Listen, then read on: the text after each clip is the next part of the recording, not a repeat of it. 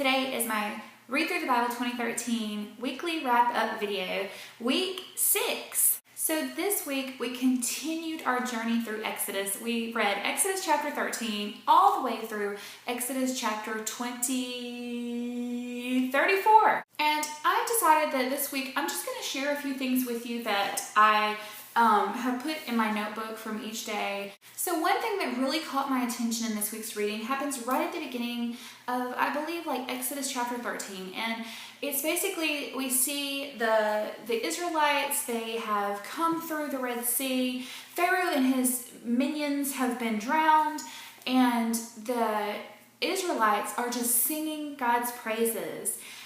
But very shortly after that, they are complaining about water and food. And while these are necessary things, God just brought you through a Red Sea, okay? You have walked through on dry land. But I couldn't be too hard on these guys, because how many times in my own life do I do that? God will provide and provide and provide.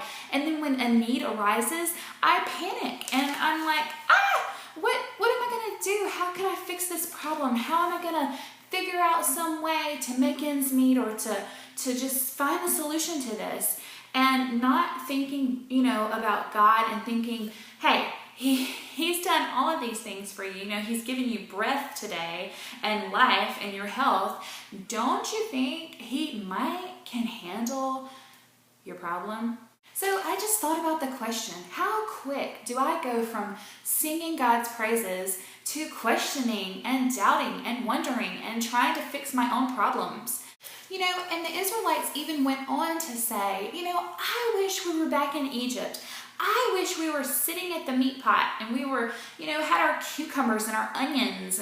The point is, they were willing to be back in slavery than to be out in the middle of the wilderness and, having to rely on God to provide their needs. I thought about the fact that they just wanted an escape from their problems. And actually, my family and I were watching a little Shark Tank episode today.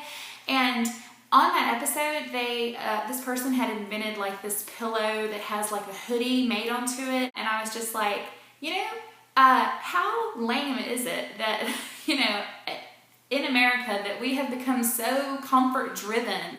The Israelites, that's what they wanted. They wanted a quick escape. They wanted to be done with this wilderness thing and just go back to the way life used to be when it was comfortable, though they forgot you were in slavery. I just thought about how easy it is to focus on our problems and to take our focus off of God and put them on our problems. It just screws everything up. And this is what the Israelites were wanting. This is what they were doing. They were taking their focus off of God, putting it on their problems, their misery, their pain. And while I'm not going to diminish any of that, I'm sure they had a really, really hard journey through the wilderness. I don't know that I would have made it. But the thing is, sometimes God is testing our trust in Him. Sometimes He's saying, do you trust that I can handle this problem for you? Or are you going to try to fix your own problems yourself?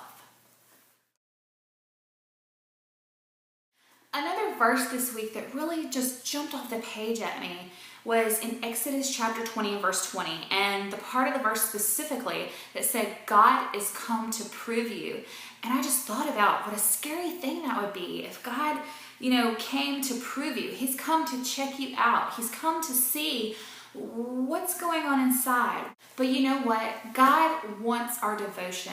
He wants us to delight in Him, not to serve Him out of, have to, and if I don't, then something bad might happen to me. He wants our hearts. He wants us to delight in Him, not to just do it like a checklist. Okay, I spent my time with God. I went to church this week. I did my Bible study. God is looking at our hearts. And it reminded me of that other verse in the Bible that says God looks over all the earth to see if He can find someone that's righteous, someone that serves Him with their whole heart.